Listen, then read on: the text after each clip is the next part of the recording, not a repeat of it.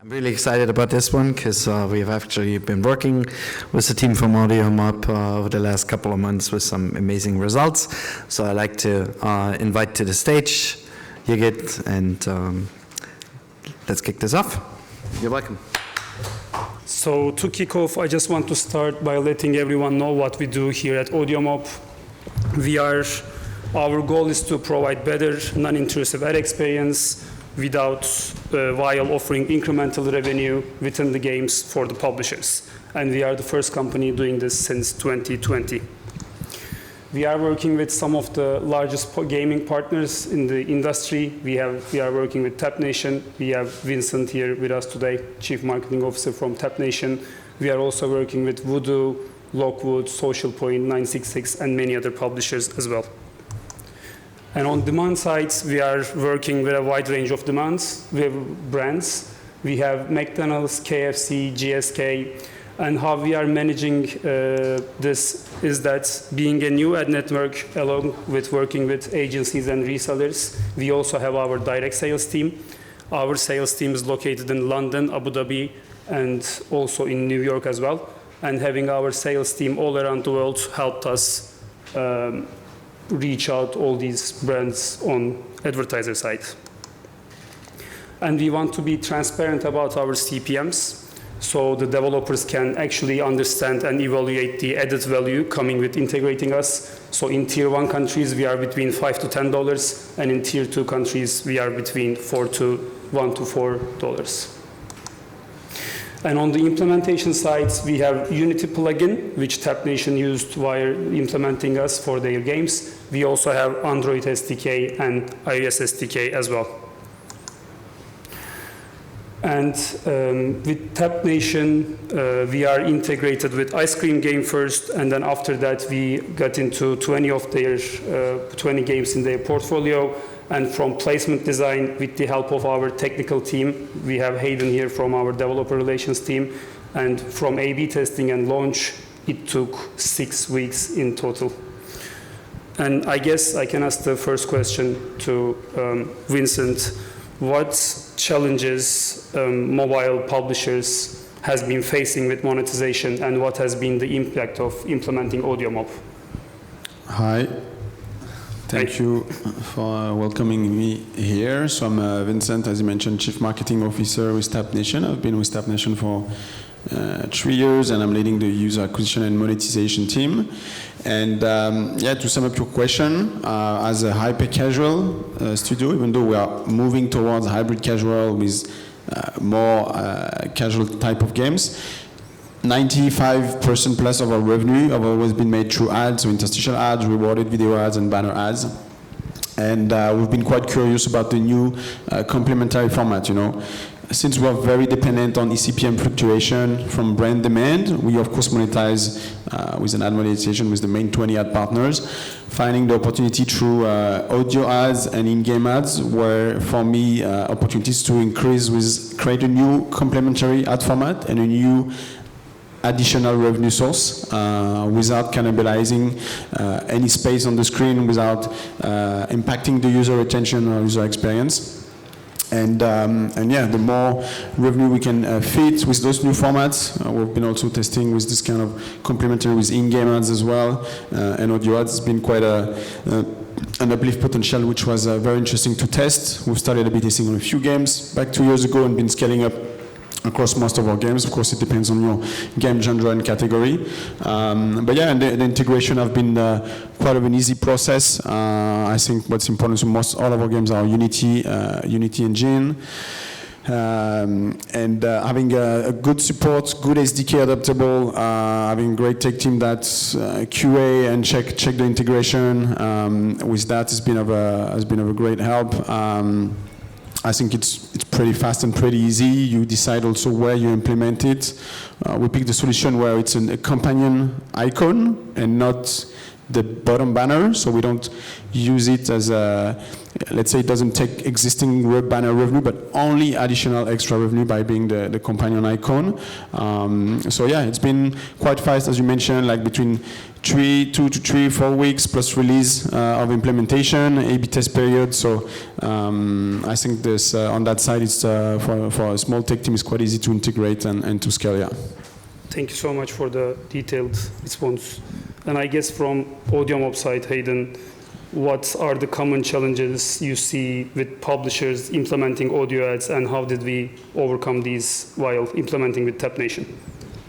Yeah, so I mean, I think the challenges for audio ads are similar to the challenges faced for ads in general, which is, the main two probably being, where do I place the ad and how do I place it to not annoy the users so much that they stop playing the game. So with TapNation, through the A/B testing phase, the first thing we do is we talk about frequency and how to kind of set that up in a way that we can test that so that we can understand how well the players receive the format, and then how far that can be pushed in order to kind of get the best on both sides of monetization and player experience. And then in terms of where to place the game, or where to place the ad, sorry, again, as Vincent mentioned there, the style or the format with just a small companion banner lends itself to being in the game, which is the power of audio ads, that ability to place it inside the gameplay, either link it to a mechanic or just have it kind of on the screen, so the player isn't disrupted, but they can still, we can still connect with players in that form. So frequency, placement, and then banner size like that, and then from the advertiser side, it's how do you kind of optimize for those campaigns, and again, the banner is a key part of that, enabling a click through. So yeah, I'd say overall, it's kind of where do you place it and how often do I place it, and we work with TapNation through the testing phase, and that's kind of how we got there. That's how we got there, yeah. That makes sense. Not specific to audio ads, but in general, Vincent, recently Google introduced their better ad experience policy, you might be aware, to limit the amount of intrusive ads that we are seeing within the levels while users are playing the game. And what steps is TapNation taking to build a better experience in that sense, considering this type of limitations in the industry? Yeah, sure. So, of course, as hyper-casual, for us, generally speaking, it's the more ads, the better.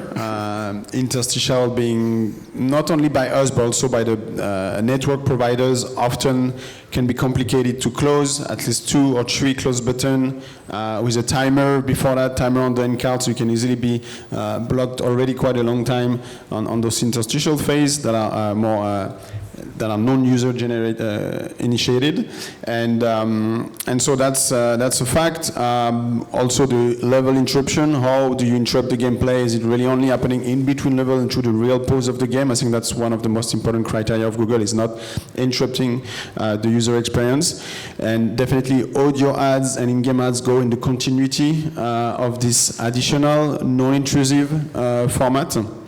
So that was for us making sense to, in forecast of potential decrease or change of frequency, even though I'm pushing a lot our ad network today to decrease the close button timer, to decrease the number of templates to quit an ad. You can ask your network about that. You can ask your mediation and challenge them to have a better user experience. For hyper casual, it doesn't make a lot of difference, but for other casual or hybrid casual games, having an easy to close interstitial is quite important. And yeah, we find audio matching with this better experience. At least it's going on this side of the revenue opportunity, and I think with the audio ads you still have this mute or close button appearing on the companion banner, so the users who don't want to stop or not listen to the ads can mute and close the audio quite easily with that little corner button. So that was an important part as well of the requirement and the experience, so that it can be quick, it can be closed for whatever reason, if it's sound on or even with headphones and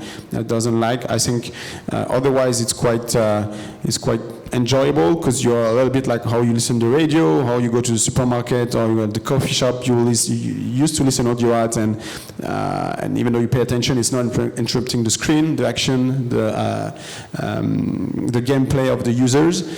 So that's been one of the reasons we also try to test those formats. Yeah. I guess about this, a follow-up question to you, Hayden, then is how can those integrations be optimized for engagement? Yeah, so I mean, something about audio ads is they tend to work well with brands. So a lot of the kind of ads we're delivering different from the traditional ads you'll see in mobile games of advertising other apps or other games. We're working with brands who are advertising brands. And so on that side of the campaign, they're really interested in metrics like LTR and CTR, so listen-through rate and click-through rates. So it's a fine balance between obviously getting the user experience that Vincent mentioned in terms of enabling the user to have the ability to close the ad or skip the ad, but also the format and the ads being encouraging enough for that listen-through rate to hit high percentages. And you know what we find, and again Vincent alluded to that, is we're quite used to the idea of hearing ads in an audio form. You know, radio still does it, Spotify free, which a lot of people are still in, still does it. So whereas in kind of visual form with Netflix, we've moved away from ads, so it's a bit more of a jarring experience. With audio, we're kind of conditioned to still be okay with that. So we actually see very high listen-through rates whether you use a skippable or rewarded format anyway. And then that banner, I say, making sure there's a banner or some kind of clickable or interactive element on the screen helps to you know, keep those CTRs and LTRs at a level that brand campaigns are interested in. And the final thing that we think is quite important at AudioMob, and something that you know is a big part of our package, is the ability to detect the volume of the phone and kind of react accordingly to that. So it works in two ways. From the player's experience, if we take skippable, which is the format we are integrated with TabNation at the moment, what we are able to do is work out the device volume of the phone, and if we see it below 10%, then we'll take that as the user not really, you know, being interested, not wanting to engage, and at that point, the ad just won't be requested. Between that 10 to 30% volume threshold, you can start monetizing, so you will get a skippable ad, but we understand that the impact of that is that with game sounds and stuff, there may not still be a very clear, necessarily audible element to that, so you will be eligible for a slightly lower CPM, and then if you're above that 30% threshold, you can then access, you know, the higher CPM levels, and really start monetizing the players. Thank you, that all makes sense. Vincent, one question to you as well. Where do you see TabNation going with audio ads next, considering new placements, etc.? Yeah, so I think, first of all, it's an innovative new format. I think audio ads came out just about 2-3 years ago, so it's quite recent compared to the mobile ad and mobile gaming industry. So it's still a very early and bubbling format. So that's a lot of exciting time ahead I feel for audio ads, when you understand today the world of radio, podcast, all those advertisers that are throwing with this new format. Now we opening the door of all those to in-game audio ads. So I felt like the future is quite bright for this format and in relation with the gaming industry. When it comes to the future, I think I can highlight 2 points that we are doing. Of course, there's not much partners out there on the market. I think there's 2 main players. I could see like our friends from Audio as well here. So you guys are the 2 big partners that have really initiated this format. I think it's interesting. We use both partners. I think it's good to be there on the market and test every partner to be able to compare, compete, and benchmark the usage. Now where we want to go is that on audio doesn't exist a mediation yet, whereas other ad formats you have this sort of mediation will call back one after each other to maximize the fill rate. I think since the format is quite new, you don't get 100% fill rate in every geography. So the next step that we're trying to do now is once we have AudioMob and audio in one of our games, is to maximize the fill rate. So we're building a sort of in-house mediation to be able to have a sort of fallback. So if one doesn't have a fill rate, then I will backfill that demand calling the other platform or vice versa. And we can play with the country level. We can play with the eCPM. So I think that's the technical, let's say, evolution or adjustment that we've been doing, and it's starting to pay off to maximize the inventory available there.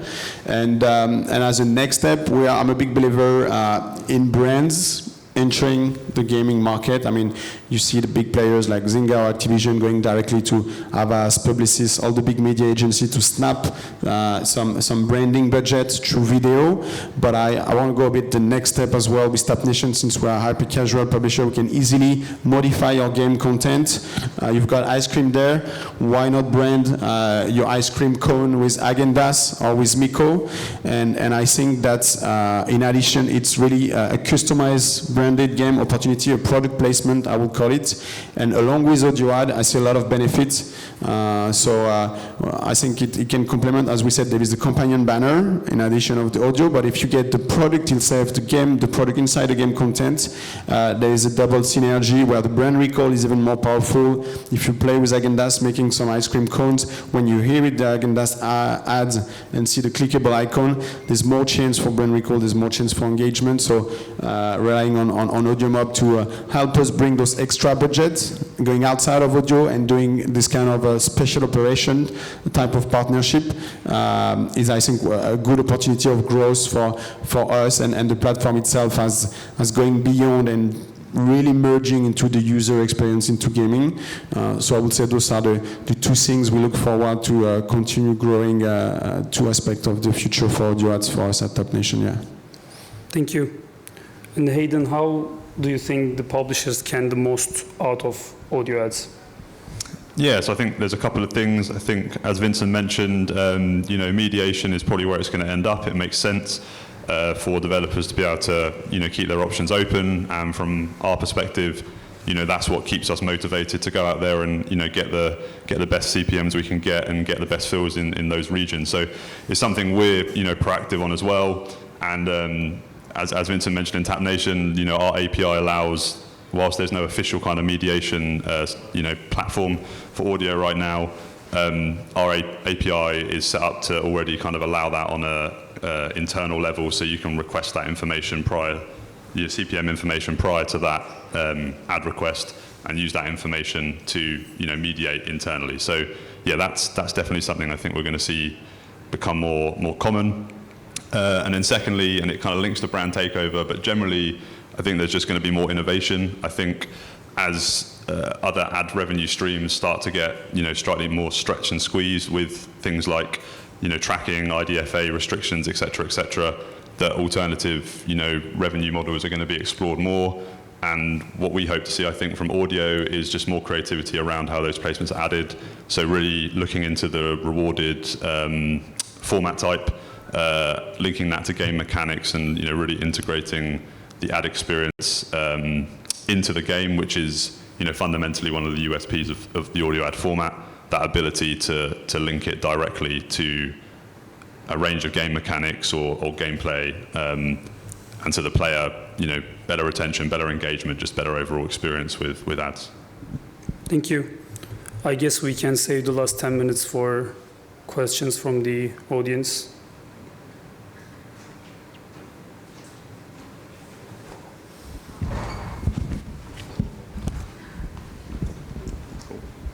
Cool. If you don't have any questions, done.